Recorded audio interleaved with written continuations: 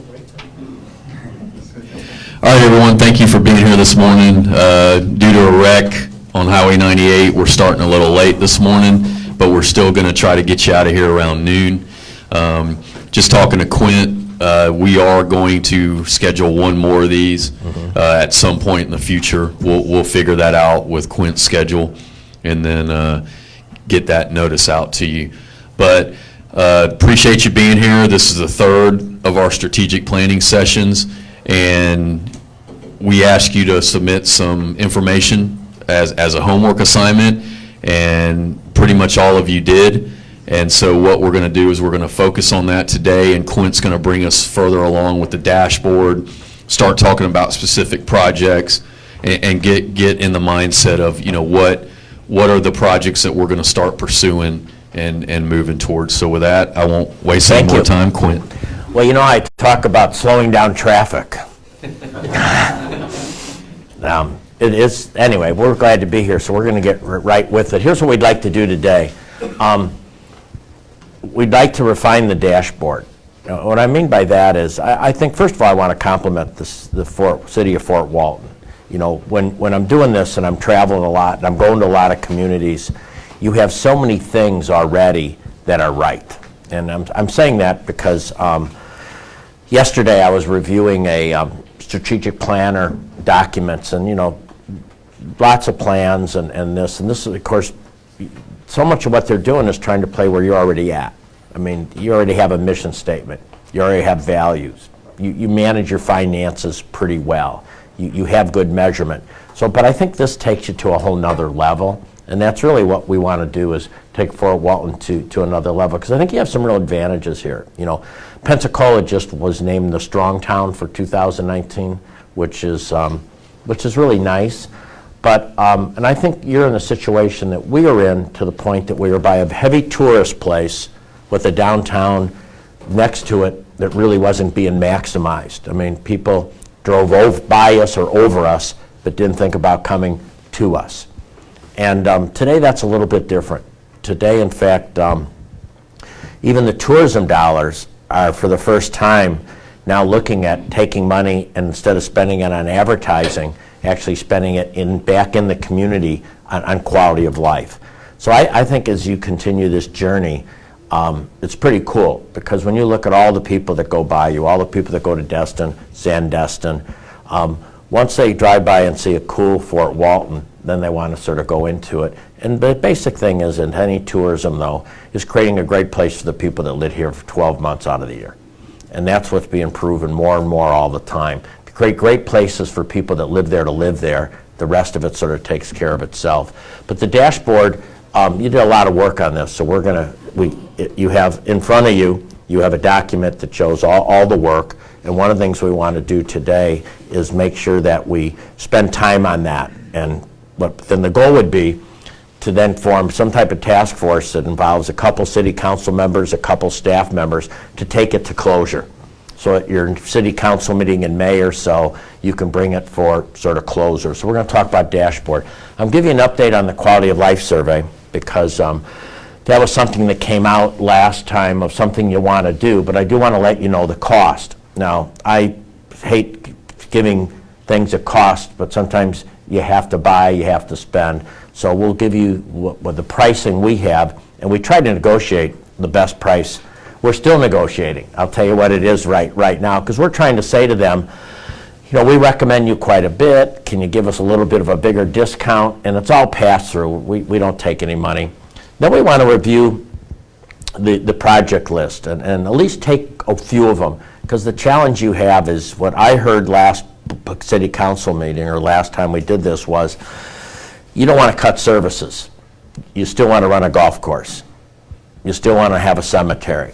You still want to make sure your fire department, your police department, your neighborhood associations, you really don't want to back off on anything you're currently providing. Well, then that means you probably can't have the appetite to do as many new projects that are in front of you as you would like to do, possibly. So then how do you choose which ones you do? And this is where I want to compliment you, because I think what happens in too many cities, they don't look at the big picture. Then one project comes and they might approve it. Then 6 months later, another project comes, and they'll turn to Brandy and say, do we have money to do this? And the question is, how sustainable? So you have a lot of opportunity, which is good, but you have to decide, can you do this or can you do that? And if you can only do one out of the 4 or 5 that are in front of you, which one would you do? Doesn't mean you wouldn't do them all down the road, but how do you prioritize and get the biggest bang for the buck? And then we're going to talk about next steps for civic engagement. So I really think it comes down to quality of life. And that's the whole thing that we're all trying to do, is make sure our residents have the best quality of life they can possibly have in the community. So we've broken it down into 3 sections here for your strategy. How do we run the effective government, and how do we measure effective government? And that comes into your dashboard. And again, I was really impressed with what you've turned in, impressed with what the staff turned in. You've got all the pieces. Now it's just, how do you get where the council sees the broad dashboard, maybe 14, 15 metrics. But that doesn't mean that, Jeff, you won't have a whole bunch of metrics, because you gave a lot of way to measure. For rec department, Jeff, you gave a lot of ways, a dashboard almost just for rec. But you might not need to measure 6 rec things in this dashboard. Almost all of you all the staff gave 5 or 6 ways to measure their performance, which you should still do, but it might not roll up to the major one. So that's sort of what we're talking about. How do we define it? Talk about civic engagement, and that's raising the civic IQ. And it's really neat when you see that civic IQ raised. And that way, when you start saying things such as, maybe we're going to create a bike lane. Oh, but why? Maybe we're, I think I've talked to you about, I've changed my whole perception of median strips. I used to look at median strips and think they were pretty, and they're nice to have trees in them. And then you see this bike lane that looks dangerous as heck on the side of the road, and you think if you would have just taken the median strip and slid it to the side, you could have used the same amount of lane, but you would have had a protected bike lane. And I would have never thought of that. And I think that's what that civic IQ, the width of lanes. There should not be a lane more than 10 feet wide in a city, because the wider they are, the faster people go. If somebody gets hit by a car going 20 miles an hour, probably they'll live. If anyone, maybe 1 out of 10 will die, but most of them will probably live. If they get hit by a car at 30 miles per hour, I think 4 to 5 will die, and if they get hit going 40 miles per hour, probably 8 out of 10 will die. And so all of a sudden you start looking at speeds a little bit differently than what we saw. And then we talk about intelligent growth. So that's what we're trying to do, is break it down into 3 things. And I think the city that does these 3 things ends up with the quality of life, and that's what we've been looking for. So when we looked at existing services, we just looked at the fact if you're going to sometimes get into measuring existing services, which we're not going to do, but we wanted to give you tools to do that. So the tool is, if you said someday, we're going to have to reduce some of our existing services. We're just to that point where we're going to have to back off some existing services. Could be we're going to take some money and put into new services. It could be that we've got some reimbursement issues or some tax issues or something that we're going to have to do. This gives you a way to measure your existing services, and on a 1 through 10 put up a point total, so you can at least get to a prioritization that's a little bit less emotional. Sort of like working with a school district. Has anybody ever been in a community where they decide to shut down a school? Have you ever been in a community like it? Is wild. I mean, parents throw their bodies in front of these schools. And so one of the things we always recommend to school districts is you have a formula for closing the schools that the school board can vote on before you have a school to close. And you might never close a school. You might never have to, but you should have a formula to do it, so when you do it, everybody understood the formula. Because when you pick a school, it gets real personal and so on. So we're trying to say, even though you don't want to cut any services, at least you should have a system in place that if you get to that point, or Mike might want even to do this with his staff sometime, just to prioritize with their own department. So Jeff, what's your current budget? About $6 million. $6 million. So if somebody said to you today, hey, you've got to reduce it, you at least have a way to look at it. Because the last thing you want to do is the old way that they say, everybody cut 10%. Because maybe some should be adding 5%. So, you know, we get into this point. If Robert, if somebody, how do you do it and where do you do it? Because the old-fashioned way is to everybody cut. Well, that's wrong. There might be some departments you want to actually grow that you need to grow. So that's sort of a process for that. So here's the effective government, and here's sort of the categories that your measurement all sort of fell into. We just took, all of you handed all these stuff to us, and we just took and said, here are the sort of categories that you said could possibly be measured. Now what I'd like to do is just show you what they look like so we can show you what the end product looks like. So these are some dashboards from other cities. Now I do want to say, I think this is pretty cool. You are smaller than these cities. But you're competing with these cities for talent. You're competing with these cities for investments. It's sort of like, you know, you're a contractor, but they don't give you a cut because you're smaller than the big contractor. You still got to compete with those same big contractors. And as a community, you still have to. So let me just show you a little bit, if we can pull it up, of what some of the local government dashboards. I think it always helps to know what the end product looks like outside of what you saw in my book. Actually, does everybody have one of these? Yes. Just to be clear, what we did is we took everybody's responses and compiled them into a one document to make. Just to be clear, we took everybody's responses and compiled them into one document, and that's what you're seeing here. I don't believe we took out the duplicates because in many cases people said the same thing, and we wanted you to see the frequency. Can I get one of those? Go ahead.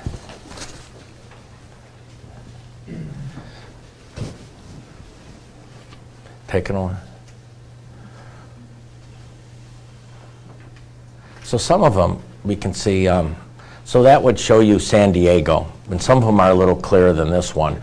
Can you, so I can read the top? Total annual hours city library branches for fiscal year. That might not have anything to do with you, but that's something San Diego decided they should measure. Go to the next one. Hit public safety. Average police response time in minutes by call priority for the fiscal year. So that sort of shows you what people can go in San Diego. So they sort of can show, can you?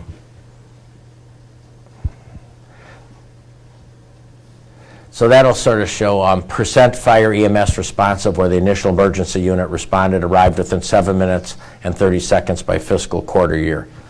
So you can sort of see where San Diego was going. Why don't we go to another community?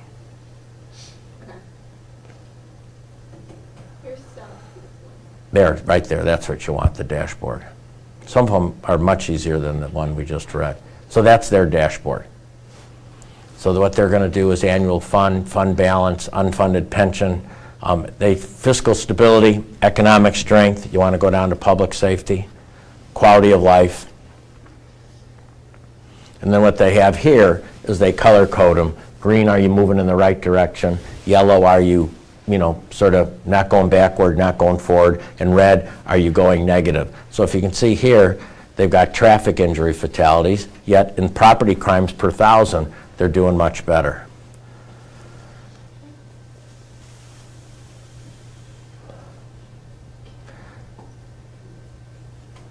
So hit down, okay. So that's theirs. Citizen satisfaction with their involvement in decision making. So I like this one. I sort of like how they sort of show the little grid here. So basically they survey their citizens' high school 5-year graduation rates, number of individuals who are homeless. One of you put that on your, put that measurement on that you'd like to measure homelessness in the Fort Walton Beach area. Participation in parks, percentage of total calls which are mental health related. Residents who have nearby access source to healthy food. So these are some of the things that they looked at. You want to go to the next one?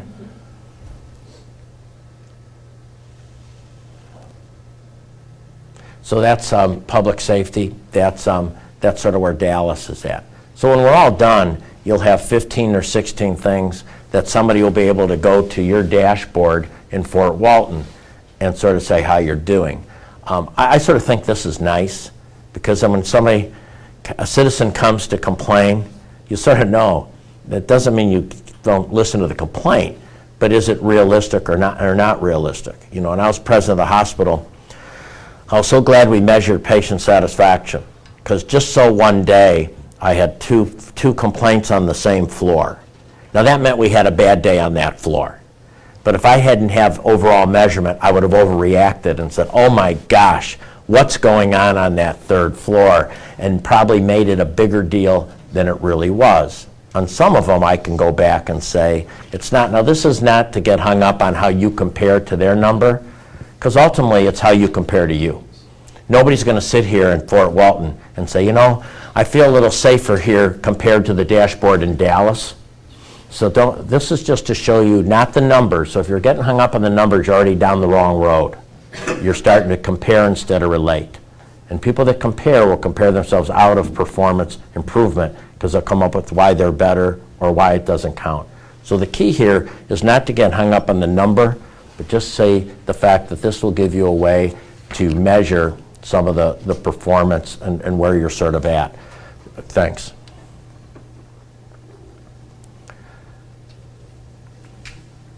So what we'd like to do now is break you down, and I think you could get in small groups, whatever you'd like, of government.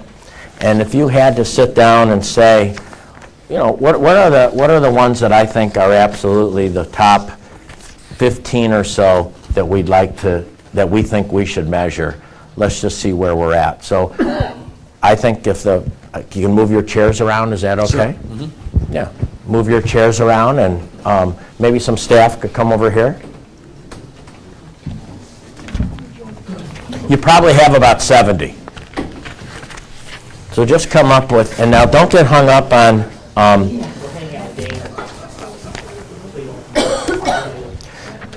you don't go to intelligent growth. So this is all one document. So what you want to do is you basically go to effective government will say all those documents. When you get to the one that says intelligent growth, that's where you stop. So just try to figure out what are your must-haves. What do you think are the most important ones? And it's not going to be easy.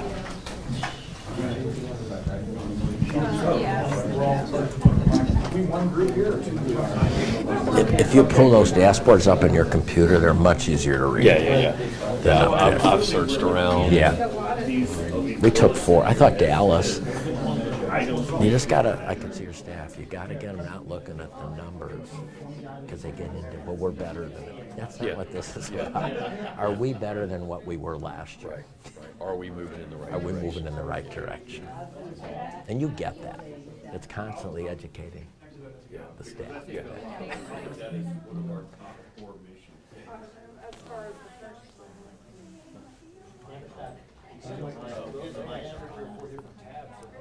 There you go, I thought I muted it.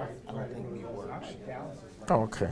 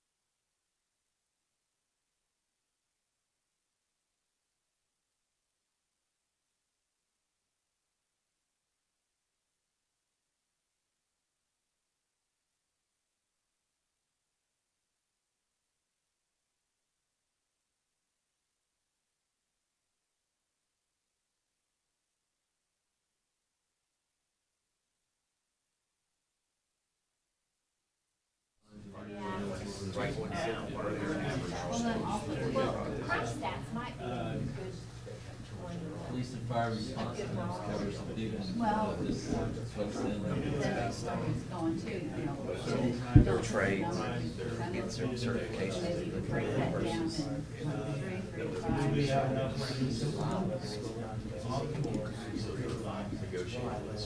Take care of it. Or, take care of the, I know, over 575.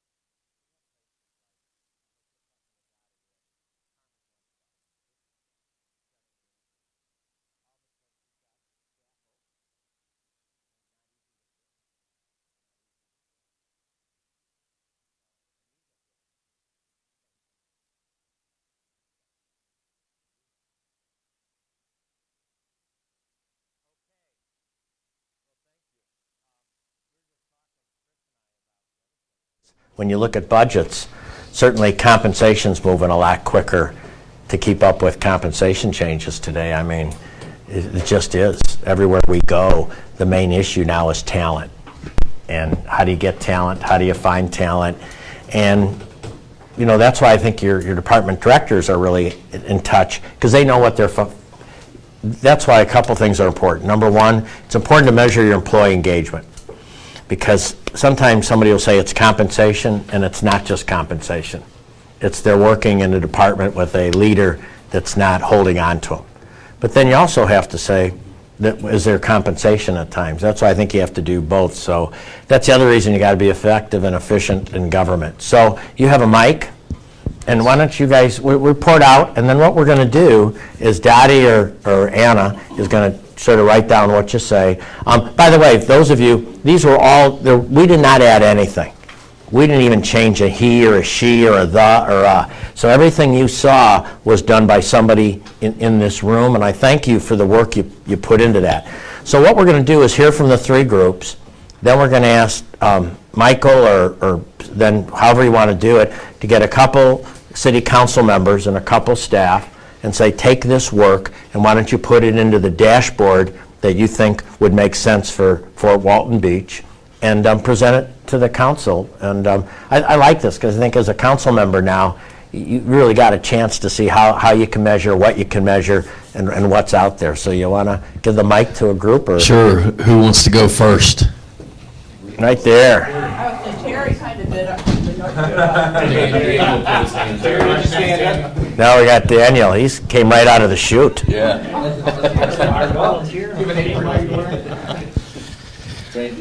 Okay, we had we're fortunate enough to have police chief here, so he can kind of guided us a little bit through some of the public safety stuff, and at least had half of the public safety side. For the first one, we had crime stats similar to what was shown previously. Chief Rob and the group around here thought those were important. Number of fire calls, number of rescue calls, and then police and fire response times were the things on this category that we thought were the most important. Moving on to business, we had number of building permits. We liked the employee turnover percentage, but we thought it fit better maybe in the city internal category. Number of building permits, a good indicator of you know, what was going on, you know, as far as private and commercial. Going down to the city internal, employee turnover percentage. Citizens category, everyone here thought maybe a cost per citizen similar to what Ms. Ferris does in the budget, but a little bit of a different relay of information would be helpful. And population. And also vacant housing on that end. The education items that we had, even though they weren't maybe city-specific, they're probably community-specific idea, and those items that we had on there were probably statistics we'd more or less serve as a pass-through and get from the school district, but we'd put on there. So both of those, early childhood development, third grade reading, and high school graduation rates would be a good community measure on that end.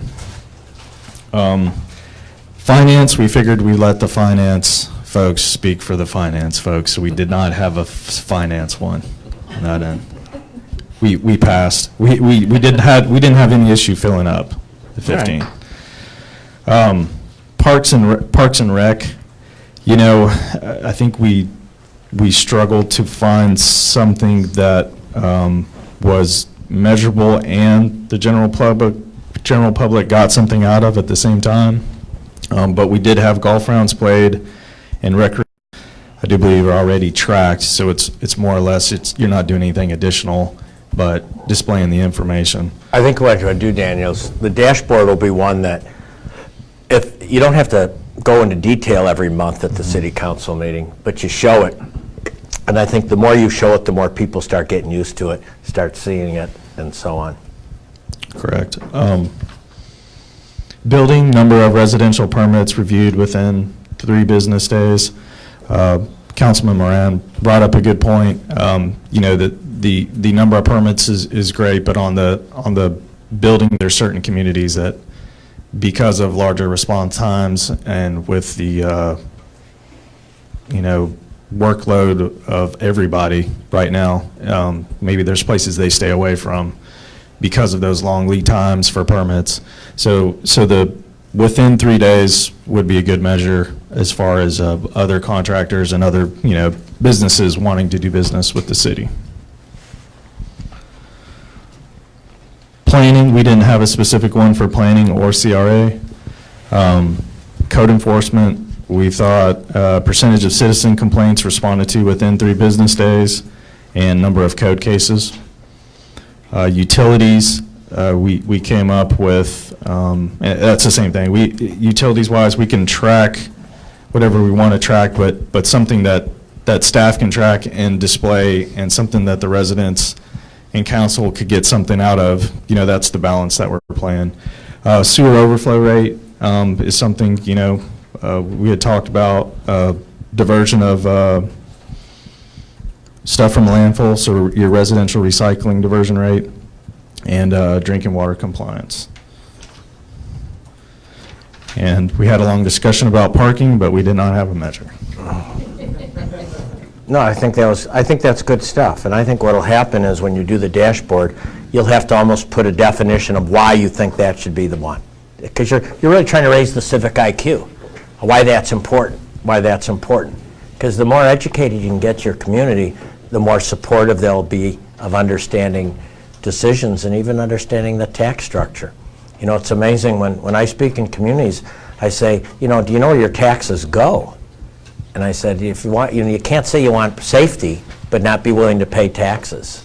And you know, do you have an elected or an appointed appraiser, tax appraiser? Elected. That's always a challenge, because we find communities have elected tax appraisers tend to be underappraised a bit because of the situation. Now, you might be the exception.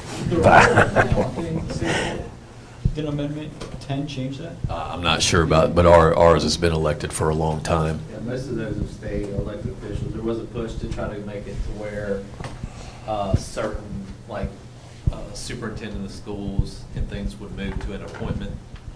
But yeah, I think throughout the state, it's consistent that those offices are elected offices. Okay. Terry?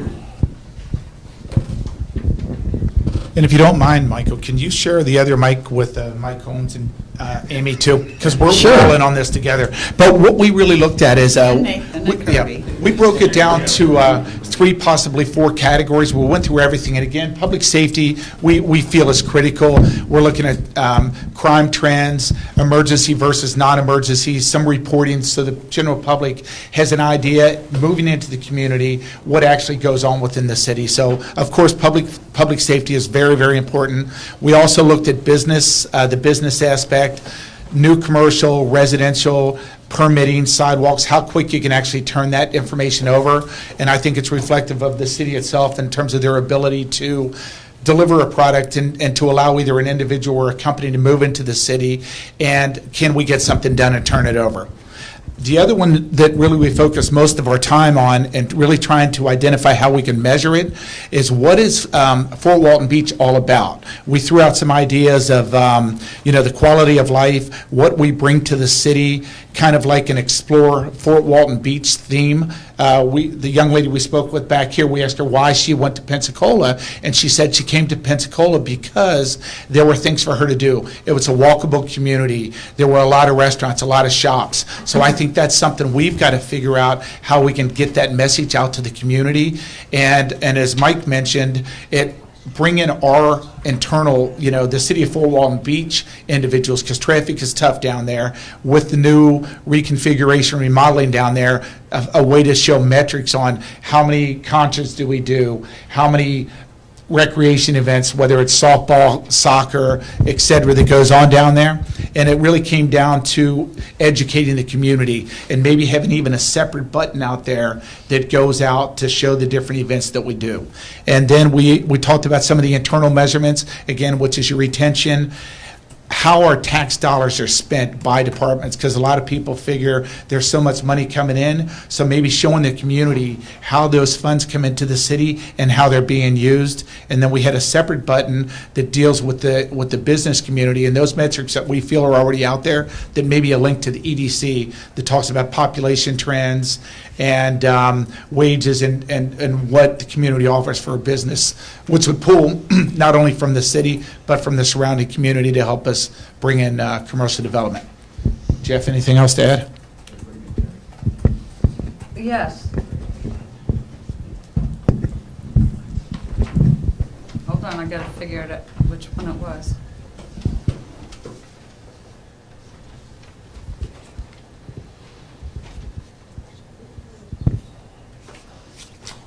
Oh, the number of schools too and what they were rated, but I think you said that, but there was something else too. You know, it doesn't hurt. Mention it. It doesn't hurt, by the way, to put things on this dashboard that even though the city doesn't control, you bring it up to people's attention, like education. Oh, training. Yeah. The additional or what they How measure much, their training, like how much the fire department does in between their calls, and how many go above and beyond just the required training, and what they're doing Yeah. to better their. Like training hours per employee, something like and like that. EMT versus paramedics, the additional certifications and things along Yeah. those lines to show that we're not just at this level, we're at this level. Right, because, you know, that's what happened to Pensacola. You know, they cut training out of the budget for so many years, and now they're paying a hefty price. Yeah, that was the main one, was the training and the certifications. All right, well, thank you. All right, last one. Best for last. Okay, some of the ones we focused on were the police, and we tried not to measure just the numbers because we tried to put like a reason behind measuring the numbers so that, you know, what we were measuring kind of made sense. We did the police, fire officers per citizen, crime rates. We did police and fire response times. Under the business, we did the new jobs created by industry. As far as, and we also did the employee and citizen surveys just to show, you know, the rates of that. And the population and growth from a citizen standpoint, kind of the ages of population, the diversification of population, whether, you know, people came back, or kind of like a lot of underlying measurements that go into one statistic. Again, we did the percentage that come back after high school. And we can now, we learned how to do that about a month and a half ago. We had a company we've hired to redo our waterfront in Pensacola. We hired this company called Scape. They're out of New York, and they have an economist. And the economist looks at if you use money in a public area, how much economic impact will it have around it, which makes sense. But so we had no idea. So we go to New York to meet this economist, and he says, we've been doing analytics on Pensacola. Well, I should have shut up. I said, well, you know, I know our numbers pretty well. And then this 12-year-old kid, he looked like, got up and shared numbers. And I went afterward, I said, you know those numbers? I said, I understood. I really had no idea what I was talking about. But they actually, we'll show you, Brandy, what we learned is you can actually figure out how many of your young people from your area that leave and what percentage stay. And we could never do that before.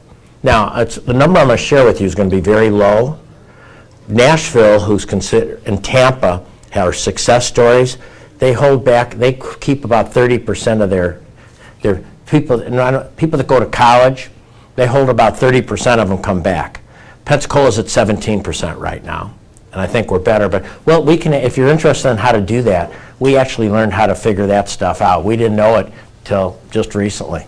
Yeah, absolutely. We thought that was a really important one because we had talked about that at different It's a burning council platform, too. meetings. That's what the community gets behind. How do we keep talent? How do we get business? The other thing, just to think about, you're in the same situation some other cities are. When it comes to economic development, anytime you have military, a lot of the economic development mentality goes to military. And it's not wrong. I mean, you got military, so you got to say, what do we do to create jobs around the base? What do we do to get people invested? What happens, though, because so much of whoever does your economic development, whether it's a chamber, whether it's another side, like for us, it's Florida West, but they tend to get so busy focusing on that economic development, they miss the economic development of what I would call creating an eco-entrepreneur system for your communities. And we were in Bentonville, Arkansas recently. I've been there now twice, because the Waltons are doing a lot of work in creating entrepreneurship for small communities. And so I was sharing with Mike this whole eco-entrepreneur system. And one of the things you probably down the road have to think about is how do you create a different type of entrepreneur for the small business, the startups. And I know you tried it one time, you did like an incubator or something, and it didn't work as well as you'd like it. Sometimes it's just you were ahead of the game. Sometimes you have to bring things back again because the industry or something changes and catches up with you. So that's something as you get down the road. I don't know if Fort Walton Beach can count on somebody else. I don't know if you can stay out of the economic development game completely. I think you've got to start looking at what can you do to attract those businesses downtown, something like that. Does this mean Dottie? Just to speak for a minute to the need to create the economic development factor for entrepreneurs. If we know that young people are picking where they want to live first and then getting jobs when they get there, I don't know the statistics, but I'm going to find them. So many of these young people want to start their own thing. So that gives you a golden opportunity, too, if you have a system in place to say, hey, if you've got an idea, we'll help you get it off the ground. So in November, we invite you to come to Pensacola where we do something called Entrecon for small business startups, and it's been amazing. This is our 5th year, and it started off with like 100 people. Now it's 450, and it doesn't age, but they're either starting a business or, because the old days where you graduated and went to a big company are gone for many people. So the entrepreneurship or small business startups is really quite incredible. So that's something to think about, not today, but as you continue to develop your downtown, to not put all your eggs in somebody else's basket for economic development.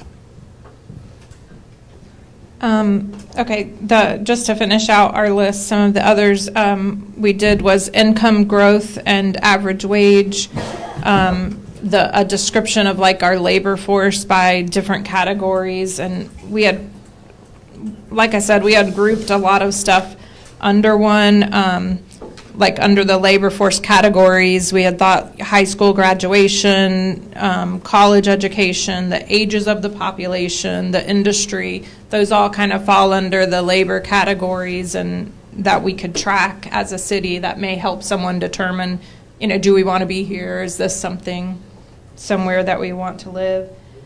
We did a cost of services by household as far as financially. We also chose the early child development, the readiness for kindergarten, the 3rd grade reading, and the graduation rate, the high school graduation rate. For recreation, we did the number of programs and events that are available within the city. We did the walkability. We did several for growth management. I can't really remember. But we thought there was a lot of things that would fall into that category. Like there were some on here, number of BTRs or number of, code enforcement case or number of this. All of those could be tracked so that you can use them in a category to come up with the number or, the stat that we're actually tracking. For CRA, we did the increase in the percentage of property values. That's a good one. And then we did INT availability. What is that? Internet availability, thank you. That's another huge one. I don't know what your internet capability is here, but when we go to small communities, that's been more important than bridges, traffic, infrastructure, particularly today, because people are going to get their degrees online. They're getting if they're working virtual, they get their employment training on time. So I think this online issue's really hurting, for example, in Alabama right now. A lot of the smaller communities can't play in the economic development game because they don't have the connectivity they need right now. David? I just want to say one more thing about the economic development piece. One of the criteria for winning the Strong Towns designation was kind of sweating the small stuff. You know, will you get the little things right and small incremental changes? And so on the economic development piece, I think sometimes if you think you're creating this entrepreneurship community, it has to be some big giant rollout. One of the things that we find in communities, particularly in Pensacola, is that mentorship is huge for young people. And so it doesn't have to be a big, expensive rollout of something, but it's the little things that you do that let people know, hey, we want you here, we care about you, we'll mentor you through this, we'll do some training for you. So those kind of things, just keep them in mind. Yeah, and I think you got so much on your plate, but I think maybe 2020, you're going to have to get into the entrepreneurship, the mentorship, those types of things. David? Yeah, we had a good conversation. I think it'd be valuable for all of us to churn through this conversation, but a lot of it was asking ourselves, what's the goal of the dashboard? Obviously, civic engagement, but we, you know, for an example, we had one of the categories of labor force by category from a scope of attracting talent. If you're in Atlanta, if you're in, like you mentioned earlier on, we're competing against other communities. From a scope of using this dashboard to promote what we're doing, and do we have the labor force available for even trying to compete for these industries? I mean, we can do tax breaks and do all these creative things, but if our matrix and our dashboard shows we don't have the labor force to do that, then we need to focus on improving that labor force by certain categories based off of what type of industries we're trying to bring in. So. I think every study we've done shows the more you can narrow your scope to what you're searching for, what you're trying to get. You can't be everything to everybody. So I think this will be a great tool for recruitment. I think you're doing a number of things over the next 2 to 3 years, because I think this is year one. I think entrepreneurship's got to come. I think programming has to come. You want to create a buzz. You want to create a Fort Walton Beach buzz, that this is the place to be. And it's funny how things turn and move. For example, I think you have some real opportunities here. What we're finding is towns, entrepreneurs particularly, you're not going to get, it's sort of like, one of my best friends is the coach of the University of Buffalo, okay? Now, if he goes to recruit a high school athlete and Nick Saban's in the room, what are the chances of him getting that athlete to come to Buffalo? Zero. So if you look at, Jeff, you'll understand, you know how they do 5-star recruits, 4-star, 3 stars. In Alabama, or some of them will have 10, 11 5-star, 8 4-star. Buffalo will be lucky to get 0, they won't get any 5-star, they won't get any 4-star, and they'll be very excited if they get 3 3-stars. Now, I don't think you're a Buffalo, but I don't think you're in Alabama. And I think you're going to have to go after maybe an entrepreneur that isn't, Austin's not going to go after. That's what Bentonville's doing. So Bentonville right now is saying, we're going to go after and grow companies that are small, but we're going to grow companies that are interested in organic food, sort of the stuff that our market plays. In Pensacola right now, we're putting all our eggs in this thing called cybersecurity, because basically we've had 2 outside people come in and we've not given them any data but them looking at their own data, and they all come up and say cybersecurity is where you need to be. That's why we just opened up the cybersecurity center and some of those things. So I guess I'm rambling, but I go with you, David. As this gets on, I think you create the Fort Walton Beach buzz, and I don't know what that buzz is, but I think you got two things that young people are looking for right now, particularly one. Maybe you don't think so, but they're looking for affordability. So they can't afford to live in Nashville right now. They can't afford to live in Birmingham. So the two things that young people look for today, when I say young, I'm saying 35 and under, is affordability and opportunity. And if you give them affordability and opportunity, and that's where you struggle a little bit, because I'm not sure you got the residential affordability downtown that they would be looking for.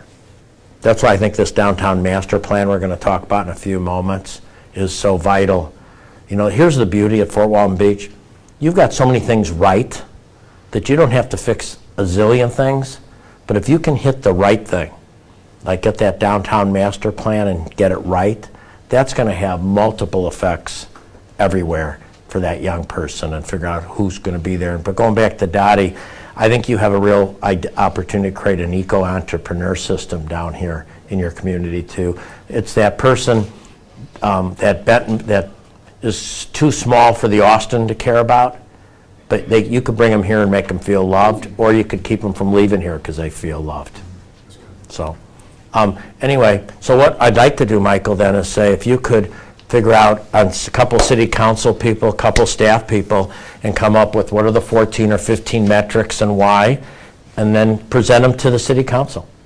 And I think the more the city gets to understand it, the better. I like the fact that you went off, not just what you can control, because I think things like education, because you want to also keep that aware. So I think that's good stuff. I think the whole goal is to improve the quality of life, so people feel this is a good place for everyone to live. So can we move on a little bit? Is that okay? Sure. So now the whole goal now for the dashboard is we've done all the preliminary work. It's now defining the 14 or 15 that you want to do as a city council. Now some of them you'd be measuring all the time. Some of them, I don't know, you might pick a measurement that you're not going to get this on a monthly basis. You might get it on a quarterly basis. For some, you might get on a yearly basis. I don't know what the measurements are, but if you measured something like employee engagement, it'd probably be yearly. If you measure something like employee turnover, you can measure that monthly. And I think that's important stuff to also show potential businesses about talent and things like, and you're recruiting right now to show them that we have a place where people stay. And we touched on this a little bit already, but you have so much good information that you sent that each of these departments could do an independent dashboard. I thought particularly like the Parks and Rec people, who I know you're trying to attract a lot of big tournaments and things like that. You have so much good stuff on there that I think you could showcase that you're a real player in that arena. If indeed you think about the dashboard as a recruitment tool, either for visitors or people to live here or to attract tournaments, and you could showcase some of that stuff on there. I thought there was not a department here that did not have enough data to create their own incredible dashboard. You're very fortunate. And I'm not saying this because they're here, but you're very fortunate to have the type of department heads you have in your community. For a small community to have this type of talent. And as you know, all you have to do is go a little bit west of here called Escambia County, and you can see where they're all looking for talent right now, or Pensacola. So to Michael's credit, he's created a good team, and where you have had departures, you've been able to bring in that talent and that depth of talent. And then the other thing I'm impressed with is you also been not afraid to do internal promotions. I mean, when we started here, both Chris, you and Daniel have bigger jobs now than over the last year. So I think you do, don't you, Daniel? So I think those are pretty cool, because what do people want? Opportunity. So let me give you a quick quality of life update. We talked to Mason-Dixon, and the price of a quality of life survey is about $26,000. So we'll get you more information to Mike, but that's as low as we could get it. And we pressed it, we pressed it, and that's it. That's what it cost. Now we can save you some money because it's actually a little bit more, but we know it so well. We could interpret it. We could show you how to utilize it and not use them, which is less expensive. But that's something to think about, because I do think that has value here. Because I think that's another thing that shows the community what we have. And I think you'll do very well. I think you'll have pockets that won't do as well. But I know when I did the Strongtown webcast, the finals, it's like us against Portsmouth, Vermont or New Hampshire, wherever they are. And it was real interesting because the difference between our presentation and their presentation was data. We could show that our CRA assessed property value has gone up 34%. We could show that our downtown has had a 67% increase in but dollar investment in the last 4 years. We could show that our quality of life survey went from 26% thinking you're moving in the right direction to 63%. You could show those types of things that are really valuable. And so I do think it's worth doing, but you'll have to decide if the cost is worth it. Is that right? Yes, and we're just waiting on the final proposal. Okay, and we'll get that to you. I just wanted to bring it in front of council. Okay, so here's the next thing. Does everybody have a blank decision tree thing like this in front of you? Do you have that? Did we make copies, or hopefully had them, but I guess not? Okay, well, we don't. Okay. Can you send her a blank one? Yeah. We'll get it to you. Okay, so if you remember right, we're just going to, what this is meant to do was provide the city council, and by the way, tell the story about the decision tree. You shared it with somebody the other day, Dottie? I happen to rep an international firm that goes into big places like the World Bank and other places and helps them deal with adaptability and future issues. And I was telling them that there was this matrix that we were using in small municipalities to help them walk through the decision-making process. And she said, and she does a lot of government work, she said that it's absolutely a gift. It gets the emotion out of it and helps make good decisions, but she had not seen that anywhere in all of her travels, that there was a decision-making matrix. And she was going to steal the idea, by the way, Quinn. Yeah, and take out police, because this is really, should be new products and services, so that's something we'll fix, because this is new stuff. So what I will tell you, I don't know if it's going to work, but you're the first one to do it. But I think sometimes you've got to go first, and I think you'll learn from it. So what we're trying to say is when you hear a project, like we're going to do a dry run here in a little bit of one, you sort of say, okay, on a 1 through 10, and forget the word police, you could put down Commerce Park, you could put down Annexation, you could put down Master Plan, whatever they are, you sort of go to the top. And then you say, you know, look at the investment that's needed, because some of these are going to be heavily, some are going to be big, some are going to be millions of dollars. Not saying it's wrong or right. You're just going to put down what's the cost that's going to be there. Labor. Can we get the talent? Even if we get everything else right, can we get the talent? So that's going to be the total cost, or sort of your total ROI when you look at revenue. And we'll play with this, the expense. And then you're going to say the skill set of the current management team. You know, you're going to do some things that you're going to have to look at your team and say, well, if we're going to get heavily into this, we're going to need a different type of planner maybe, or a different type of skill set that we haven't had. Sometimes even different type of equipment. You know, for example, we're shrinking streets in downtown Pensacola. I mean, we'll put a tree in the middle of a street. Almost everybody liked it except one person.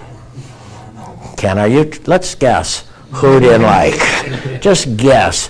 Who did not like the tree in the middle of the street? The fire department. The fire department. The fire department. And now, but we could show that they could get around it. But there also are new technologies shrinking some of the vehicles that certain places can use. Do we have the right equipment, the right skill set? Not that you wouldn't do it because of that, but should we look at that down the road? Certain types of vehicles and so on. We found out with our police department, Robert, when we did the mayor's transition report, there's a piece of vehicle that we don't have, that you should have, but we don't have it. So that shows, well, if we're going to create safety for our community, we're going to have to spend some money on some vehicles. Video equipment. When you start getting a lot more people downtown, you're going to have to spend money on things you didn't have to spend money on before. So we have just spent, really private and public, better video equipment to make sure we're looking at in fact, if you, Robert, want to look, we've had a bottle club in Pensacola for years. Now, you don't have a bottle club, right? You never want a bottle club, okay? That, what happens is when the bars close, it's where people go to continue to go. And they go into a place and they bring their own liquor and they buy the mixed drink and they're open till 5 in the morning. Now, there's not a lot of good stuff that happens between 2 o'clock and 5 o'clock in the morning. Especially when liquor's involved. Thank you. Now, Tommy Leiter has statistics that show that out of the 773 police calls downtown between 2 a.m. and 5 a.m., 73% of them are at one place. But now, but he couldn't get the city council to move, but now we have video. So now we can show video of what's happening between 2 and 5 o'clock. So you just want to look at those things to get people to feel safer. So we'll keep fixing this, but what we'd like to do is, these are the intelligent growth ones. When we looked at the categories, we had downtown, there's about 4 things that happen to go downtown. Community Redevelopment Agency, both the expansion, the expansion of it and the maintenance of it. Land acquisitions, there's some things in there about we need to acquire some land. So if there's land available, we need to go get it, so it's used correctly. The other thing I will say is your zoning is going to be vital. And that's what we're going through right now. I mean, we finally got an overlay district approved. Took a long, long time. Every city that we studied that's really doing well has an overlay district. Do you have one of those? Yes. Yeah. And it's what can go, what can't go. Density. You probably don't want certain places to have single-story buildings. If they're using land, you want them to go up a little bit in certain areas of your downtown. We just had somebody come in and tell our city council for 26 acres we're looking at redeveloping that zoning's going to have to change because the streets are going to have to be narrower. It's all really good stuff, actually. It's more narrower streets, more density, but it still means, ironically, that's what everybody wants, but our current zoning doesn't allow it. So it's sort of interesting. And that won't be a problem because it's just that things change. The environment changes. Annexation, we were talking about that. You know, years ago, somebody shows up and wants to be annexed, you almost say, oh, look, they want to join our city. Well, now you have to say, is it worth it? Can we afford it or can't we afford it? Not saying wrong or right. And then there's a commerce and technology master plan. So, Michael, do you want to take one of these and just talk about, and we'll use this scoring sheet, knowing it's very weak right now, and we're going to fix it, but it's just a trial run, because we're going to go into a lot more detail, so just a trial run. I just want to say one thing real quick. On the matrix, under total cost, I think one of the great stories I heard when we were doing the book was the University of West Florida was going to build a maritime museum. And they had enough money to do the museum, but they decided they didn't have enough money to maintain it long term. And I think you were open about how mad you were at the time, but then later decided it was probably a good decision. So I think under total cost, you always have to consider, not just building it and getting it up, but can you truly maintain it? We have a missing children statue downtown Pensacola. If you've ever been by Bayfront, you drive by Bayfront on the way downtown. If you look to the left, there's a pier with a beautiful statue with hands for a woman that lost her child. And they raised a whole bunch of money for a missing child statue. What they've never done is put any money into sustaining it. So who takes care of it? Who maintains it? So probably could have been in a different location that would have been easier to maintain. But that's the deal of saying, okay, we got enough money to build it, but how are we going to sustain it long term, and how's it going to pay for itself? So go right ahead. Sure, and that's where we want to get, because we tend to just come up with ideas for projects, find the money to construct or implement the project, but we don't worry about what the effect it's going to have on finance, fire, police, you name it, and then also the long-term maintenance, because a lot of the grant projects we get require long-term maintenance, which we're responsible for funding. So I think, Quint, if you're okay, we could probably Please. just take the downtown plan and go through our matrix. As you all know, for the last 2+ years, we've been working on a downtown master plan that has a lot of different pieces to it. It's included in our CRA. It's always been the core. That was the original CRA, been in existence for 40 years, I think. We have a great opportunity. You know, we've done a lot of things in the last 5 years, new events, different grant incentives, things like that, but we really have an opportunity with Around the Mound. And we're going to have a workshop on May 14th to present the final plan to determine where we want to go. But in reality, if Highway 98 gets rerouted, that changes the whole landscape of really the city. However, it comes with a big price tag. Just the internal improvements, infrastructure improvements, is looking like $35 million. As you know, we only bring in about 1.8 million in the whole CRA. So we're going to have to figure out, you know, the funding sources for that. We've already had the TDC come forward and say they would allocate up to 10 million. We've got the half-cent sales tax revenues over the next 10 years. And there's also the possibility of Triumph, going after Triumph dollars. But by the way, Triumph is interesting. Yeah. I think if you pay a lot of attention to them, you're going to see a shift. Because early on, they wanted to just fund projects that created these immediate jobs. But because two things happened significantly since they made that decision. Number one is they wanted to create jobs. Well, the problem today is it's a different world. You can create all the jobs you want, but you can't have talent to fill them. And so I think when I heard, I'll have to talk to my guy I talked to, but he told me Friday of last week he thought they'd be starting to move toward creating some quality of life type projects, stuff like you're talking about, that makes the communities better versus just something that's going to put an exchange somewhere, or a port project that's going to create jobs. And they started yesterday. They actually Okay. approved a Crestview bypass project, Right. which is totally different from anything they've funded. And that's what they said would turn the button. Yes. Because now that you funded that, you've got to fund other similar type projects. And so with Around the Mound, we've got DOT's buy-in right now. They're doing the feasibility study. We'll know in probably 12 months which direction that's going to go. We also have the landing renovation project that we've got final plans in hand. Goal is to bid it out and start construction after the 4th of July. However, that project cost has gone from $3 million 4 years ago. We're now up to about $5.7 million for the entire project. Very common. Just things we couldn't control. Took us 2 years to get permits. We're still actually waiting on the Historic Society to give us final approval, but we are going in front of the TDC on Friday to ask for $500,000 for the stage.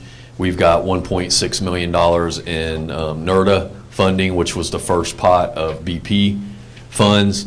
We've got another $1.1 million in Restore funds that we're debating on whether we want to even take or not, just because of the Treasury and dealing with them. And then we also, I think, have close to $1 million set aside this year in the CRA. That doesn't add up to 5-point-whatever million. So we're going to really have to probably phase that in, but we can definitely get the waterfront done and some other portions. That's where this James Lima could come in and basically, I don't know what his answer would be, so I'm saying he could look at that project and using some really good analytics, tell you is it worth it? Will it drive more residents? Will it drive more tax dollars? You know, because stages are nice, but if they're not going to create other stuff around them, but I'm not trying to say yes or no, I'm just saying there's some more sophisticated data now, and I'm sure what my thought is, we didn't get into civic engagement. In Pensacola, we're very fortunate right now. We've got James Lima we're utilizing. He's going to be back in our community here in June. I thought maybe you could piggyback on it a little bit and get some of his expertise. He's he's really something. We've got some really good people we're bringing in. Chuck Marone, when we won Strong Towns, he's going to come into Pensacola to give us the award. I know Chuck quite well. I think we could talk him into coming over to Fort Walton Beach and doing a thing on building he does a really good job on infill, using your current resources, and that's what you're trying to do here. Everything you're doing is infill, which is really good stuff. But, so there's a lot of good expertise, and you can get a lot of really good knowledge base now. So with that being said, I mean, downtown was pretty much on everybody's list when we Sometimes asked. 4 times. Yeah, sometimes a lot, whether it was various projects. You know, if you look at the handout that Quint gave you, there's a lot of different pieces to downtown. And so they're all kind of coming together to a point where we're going to have to make some big decisions. And so really this matrix is going to, it's really the right time to. And we'll define it and refine it by the time, we'll get it to you by next week with some changes, because I'm learning as I'm looking at it now and reading your stuff. Sure. So Quint, what was your goal with? Well, I think as a city council, you've got a lot of things coming your way, and you can only put so many beans in the bag.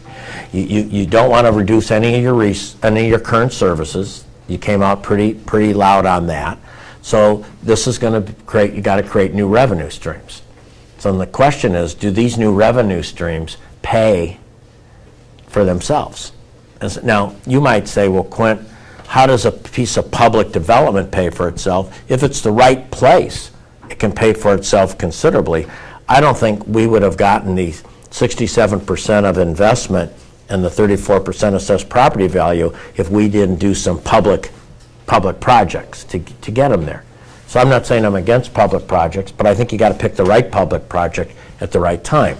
So when you go through here, I'm just saying it's probably you're going to have to put for the city council sort of an ROI on each one of these so the city council can make an informed decision. Doesn't mean you say no. You just say, how do you sequence them? I think it's all about sequencing them more than anything else. And we're actually to a point where we're going to do workshops in Yes. the next few weeks, especially for the first 2. Yeah. Land acquisitions, we've kind of talked about that. There are some key pieces of property down. Really, the first 3 kind of coincide together. We've already decided to expand our CRA in a certain other areas.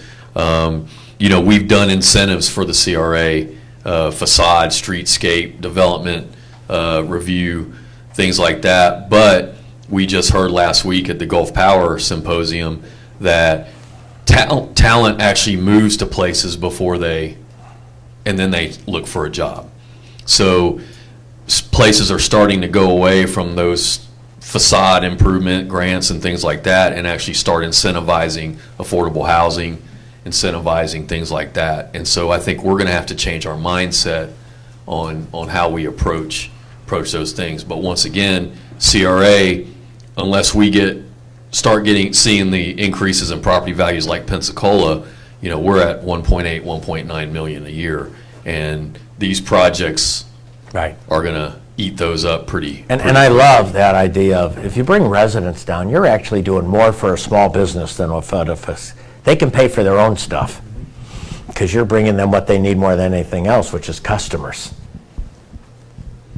So just going down the list, like CRA, we're going to have a workshop on the 21st to actually adopt the resolutions and ordinances that will implement the new expansions, implement the new finding of necessity. So that one's really on its way. CRA plans, pretty much the 5-year update is ready to go.